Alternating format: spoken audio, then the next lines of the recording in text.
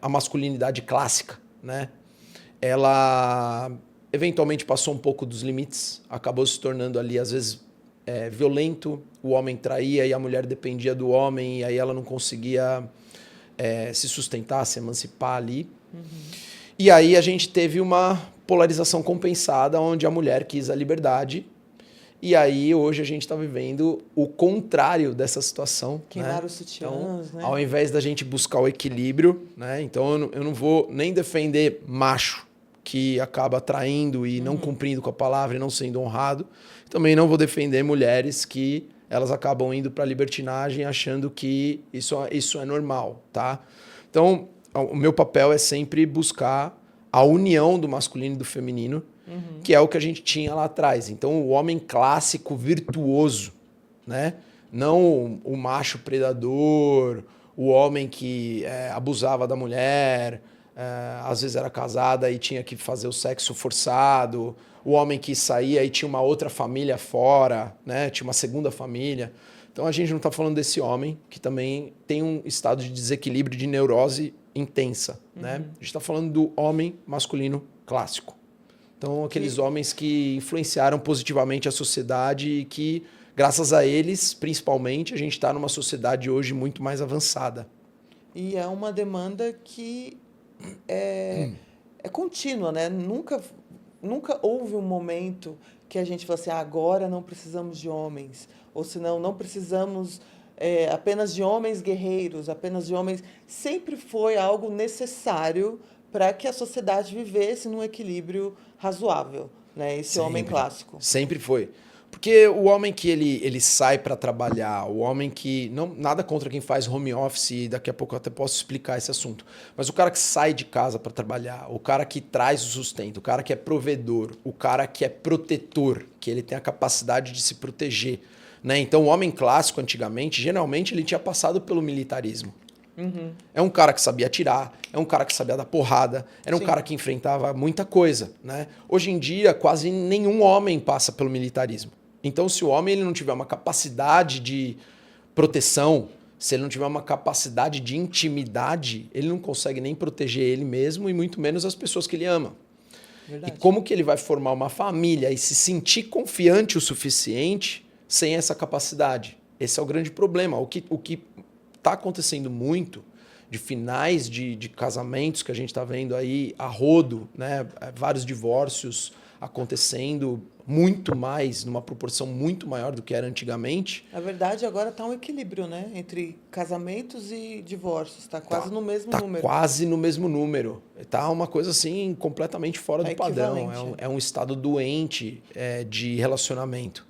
Porque tirou-se o princípio da tolerância, o princípio da maturidade em conjunto, o princípio do perdão, o princípio da redenção, que antes os nossos avós tinham.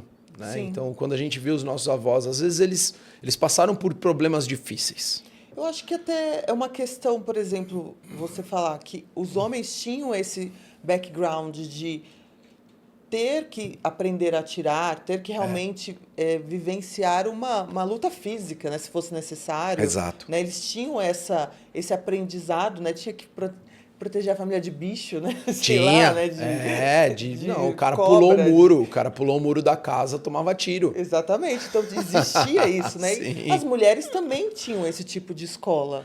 Né, querendo ou não. Eu lembro de eu aprender crochê com a minha avó. A escola mais feminina, né? Com certeza. De ter balé na escola. Valorização da família. Não na minha escola, né? Mas anteriormente. Então, existia uma valorização da delicadeza feminina, né? Dos dotes femininos. Com certeza. Então, aprender a costurar, aprender a dar um ponto, aprender a, sei lá, até cozinhar. As meninas hoje não sabem mais. Não sabem. A família ao redor da matriarca.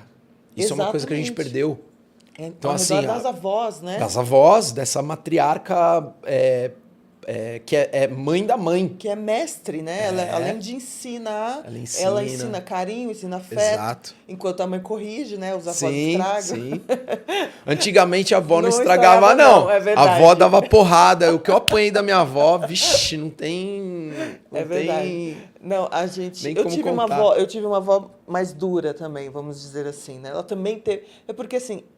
quando a pessoa tem uma vida dura, fica mais difícil ter essa melação toda, né? Sim, Né, de sim, ficar sim. lambendo a cria o tempo todo, porque É, sabe que a vida foi dura com ela e ela tá bem, tá viva, tá se relacionando, né? Tá frutificando. Então, para que criar diferente, né? as Então, avós antigamente, eu acho que por elas terem um estado mais matriarcal e terem passado por uma vida às vezes muito mais sofrida ali, começando a trabalhar desde sim, pequena, apanhando de cinta, né? Então sim. assim, Correção palmatória na correção na escola. palmatória na escola, elas tinham um equilíbrio maior entre acolhimento e severidade. Né? Então eram verdadeiras matriarcas porque elas conseguiam ter tanto o aspecto do masculino quando era necessário, que é a severidade, a educação pela disciplina, quanto o aspecto do feminino, que é o acolhimento, é a brincadeira, é a leveza. Né? Então, as avós antigamente elas não estragavam, elas ajudavam na criação de homens de verdade, de mulheres Sim. de verdade. Né? Hoje em dia a gente tem aí muitos homens e muitas mulheres que hoje estão se tornando avós, por exemplo, que já começam nesse processo de estragar. Por quê? Sim. Porque começou a sentir culpa daquilo que fez para o filho lá na infância e aí quer compensar com netos Assuntos com não uma resolvidos, né? superproteção, exatamente. Então aí a gente começa um desequilíbrio, né? Tem Então, até aquele brincadeira, né? Que todo mundo zoa. Ah, isso aí foi criado pela avó. Brincou como que é, no condomínio. sim, Jogava bolinha de gude no carpete. total, Então, é tipo total. assim, um menino que tem esse estigma já tem uma diminuição da sua masculinidade. Tem. Já tem. O mais interessante, Areta, é que eu fui criado no meio termo. Então, assim, eu morava em condomínio, eu fui criado pela minha avó materna, só que na minha avó eu brincava na rua. Né? Então eu não ficava só no condomínio, eu brincava na rua. Quando a gente ia pra praia, eu empinava pipa com cerol. Então, assim, eu tinha o lado Nutella, eu Super tinha o lado protetor. raiz. Foi ótimo, então. Eu tinha o lado Nutella, eu tinha o lado raiz, né? Aham. Então, só que assim, eu fui mais, como minha mãe era muito super protetora, meu pai também passou por um estado onde ele entrou numa depressão quando eu tinha 5 anos. E naquela época a depressão ela não era descoberta tão fácil, né? Não, e era muito estigmatizada, né? E ela não era, Tinha um ela não era preconceito curável. muito grande com Ela saúde mental. tinha. E assim, meu pai tomava remédio antidepressivo, mas assim, terapeuta era coisa de louco naquela época. Sim. Então meu pai nunca passou num psicólogo. Ele tinha que viver à base de remédio. Só que o remédio a gente sabe que é tipo você levantar o pininho da panela de pressão, você não tá mexendo no fogo. Então chega uma hora A causa, que. né? Você Não tá, é a causa, você exatamente. está partindo da Você está causa. tratando o efeito. E não Só os adianta sintomas. tratar o efeito de uma depressão, de um problema psíquico, porque não funciona. Né? Então, ele foi cada vez tendo que tomar remédio mais forte e a depressão do meu pai vinha de uma forma muito agressiva, muito violenta comigo. Ele nunca, assim, me espancou, nada disso, tá? Mas, assim, ele era muito... ele passava do nível da severidade, né? Entendi. E a minha mãe sempre foi muito super protetora. Então, Então, ela fazia esse equilíbrio. ela buscava equilibrar. Então, na minha cabeça, com o que eu cresci? Eu cresci com algo que é chamado de complexo de Édipo, que é o quê? É o apreço pelo feminino, por achar que o feminino precisa ser agradado e olhar o masculino como um vilão, Com rejeição até. como uma rejeição, como uma aversão. Né? Então, eu cresci ali quando eu era adolescente, eu cresci brigando muito com meu pai. Né? Eu brigava mesmo ali direto com ele. Até que a gente conseguiu ali, quando eu fiquei adulto, eu consegui entender, ele também conseguiu, a gente conseguiu junto que ele saísse da depressão, né? Então foi um momento ali muito de redenção entre nós dois. Eu acabei participando de um treinamento ali que eu levei ele e ele saiu da depressão depois daquele treinamento, que foi por isso que me motivou a virar um treinador comportamental, né, um mentor. Depois eu fui estudar psicanálise, hoje eu sou psicanalista, sou teólogo, sou especialista em neurociência, mas o que me motivou lá atrás foi a minha vida, o despertar ali que teve na minha vida, a mudança, e ver o meu pai sair da depressão por causa de um treinamento comportamental de 3 dias, coisa que em Anos ele não conseguia sair. 20 anos ele não conseguiu sair. Uau. E a gente teve um momento de redenção que foi a coisa mais linda da minha vida, um momento de perdão ali profundo. Hoje eu sou extremamente grato a tudo que meu pai fez por mim, porque eu não seria quem eu sou hoje se não fosse por ele, né? Então, quando meu pai, por exemplo, eu via o meu pai, eu só via o lado negativo do meu pai, né? Eu pedi perdão pro meu pai, porque eu falei assim, pai, me desculpa por tantos anos eu ver só o seu lado negativo. Mas hoje eu consigo ver, por exemplo, meu pai sempre foi fiel. Meu pai, eu não sabia disso. Minha mãe contou faz uns meses, eu tô até arrepiado, porque faz uns meses que minha mãe falou. Ela falou assim, seu pai acordava chorando todo dia. Olha eu não só. sabia.